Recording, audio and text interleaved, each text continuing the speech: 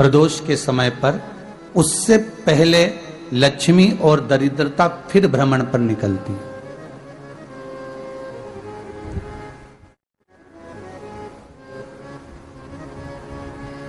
शिव भ्रमण कर कर जब वापिस आ जाते हैं, हिंदू धर्म में पीपल के वृक्ष की जो गणना वराह पुराण में करी गई है, 4 बजे से 7 बजे तक शिव के भ्रमण का समय बताया है शाम को। तो 7 बजे से लेकर फिर रात्रि 9 बजे तक लक्ष्मी और दरिद्रता फिर भ्रमण पर जाती। इनका एक समय निश्चित है महाराज। भ्रमण कर कर आ जाना।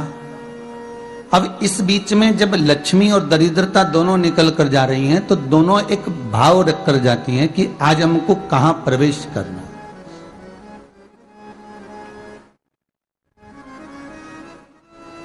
आज हमें किस जगह पर प्रवेश करना है, आज हमें कहां पहुंचना है, आज हमें किस जगह जाना है। और जिस नगर में जिस मार्ग से लक्ष्मी और दरिद्रता निकल कर जाती है, ये दोनों का जब निकलना होता है, इनको स्थान दिया गया जहां पर स्वच्छता हो, घर के दरवाजे पर रंगोली डली हुई हो, द्वार पर जल छीटा गया हो। महाराज, उस द्वार पर लक्ष्मी प्रवेश करती है तो दरिद्रता भी जाने लगती है अंदर। जब दरिद्रता अंदर जाने लगती है तो लक्ष्मी उसको रोक देती है। पहले मैं देखकर आती हूं कि तेरे लिए स्थान है कि नहीं है, तू यहां रुक।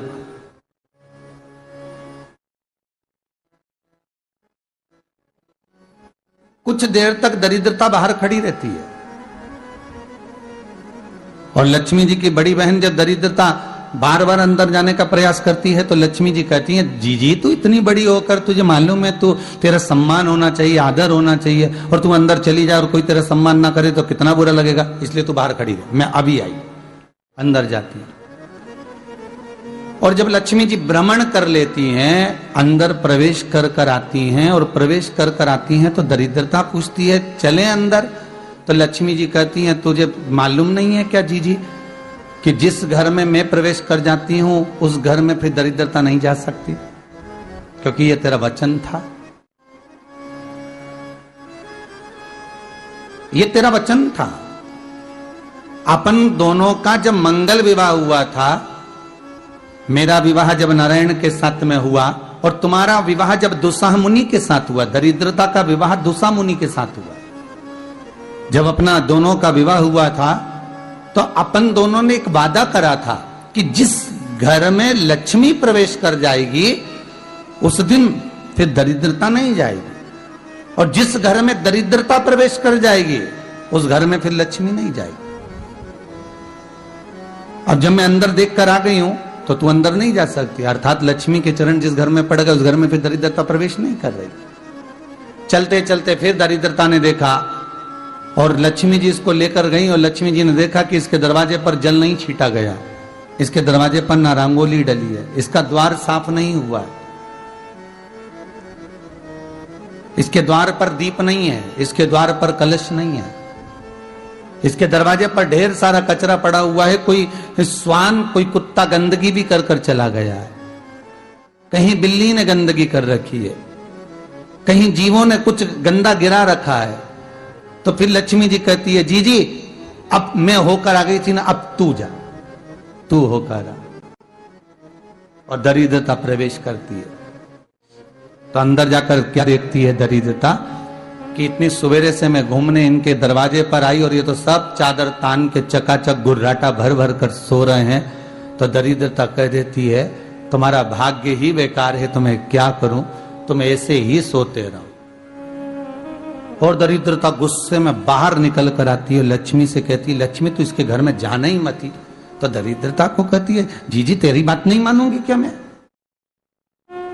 लक्ष्मी जी बोली, मैं तेरी बात नहीं मानूंगी, बिल्कुल नहीं जाऊंगी इसके घर में, तू चिंता मत कर, चल आगे चले। फिर आगे बढ़े।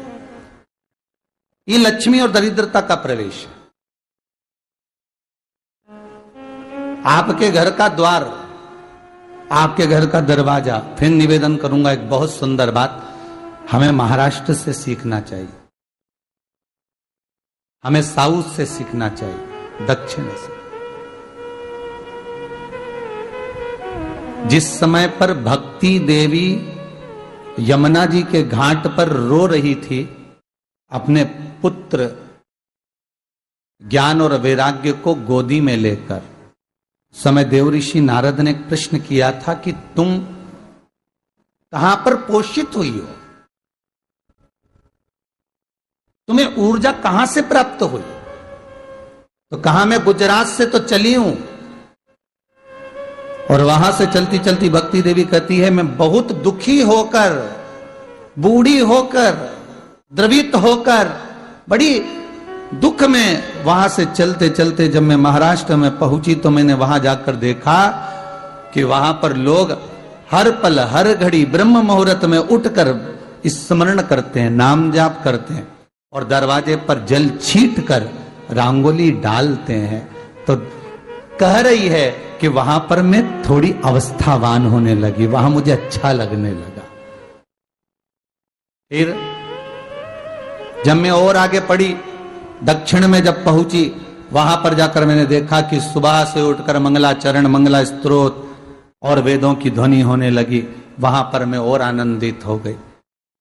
हमें कुछ चीजें महाराष्ट्र से सीखना चाहिए कि वहां रहने वाले जो भगत हैं, वारकरी संप्रदाय के जो भक्त होते हैं, वैष्णव जो धर्म के भक्त होते हैं, उनका नियम है सवेरे के समय घर में पानी है कि नहीं है, पर जब भी वो घर का दरवाजे के बाहर थोड़ा ना थोड़ा पानी तो छींट ही देते हैं। और छींटने के बाद फिर वहां पर अपने यहाँ तो दिवाली पे रंगोली बनती है जी, और वहां पर रोज की रंगोली बन जाती है कि कभी हो सकता है परमात्मा राह भूल कर हमारे घर में प्रवेश कर जाए, इसलिए वहां प्रतिदिन की रंगोली, प्रतिदिन।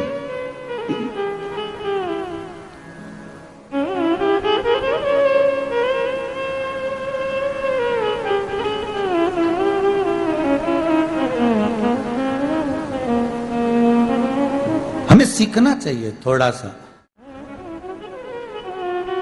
आज के जमाने में तो बहू अपने कमरे की झाड़ू लगा ले, वो भी बहुत बड़ी बात है। हो खड़ी खड़ी बहू ये देखती रहेगी कि नौकरानी सही से झाड़ू लगा रही, वहां से लगा के लाओ, इधर से हेड के ले जाओ, वहां से कचरा सोरो, वहां से पोछा लगाओ। खड़ी रहेगी, उंगली से बताती रहेगी, पर इतना नहीं बनेगा कि सेविका से, नौकरानी से, दासी से कह दे कि तू मम्मी पापा के कमरे की लगा ले, मैं मेरे कमरे की लगा लूंगी, तू जा उधर। थोड़ा दया का भाव अगर होता तो उसके मन में भी आता कि मेरी बड़ी सेठानी तो अपनी जगह पर है, पर छोटी तो सेठानी की भी बड़ी सेठानी है जो मुझ पर करुणा करती रहती है। पर बड़ी तो कहे कि बेटा रहने दे, तू उधर ले जा, जब भाभी के कमरे में देख ले जा, उसके बच्चों का बड़ा फैलारा रहता ना, तो उधर देख ले जा, तो जरा उधर, मां उधर भेज रही है।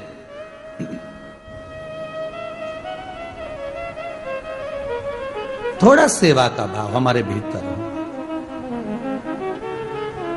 और एक निवेदन तो हमेशा करा है और अब आज भी करता हूं, पूरे घर की सफाई करवाओ, पूरे घर में तुम पोछा झाड़ू जो चाहे करवाओ, मना नहीं है। पर एक निवेदन है, रसोई घर के अंदर बहू और बेटी ही जाकर भोजन बनाए तो अन्नपूर्णा सदा कृपा करती है महाराज। बहू और बेटी ही।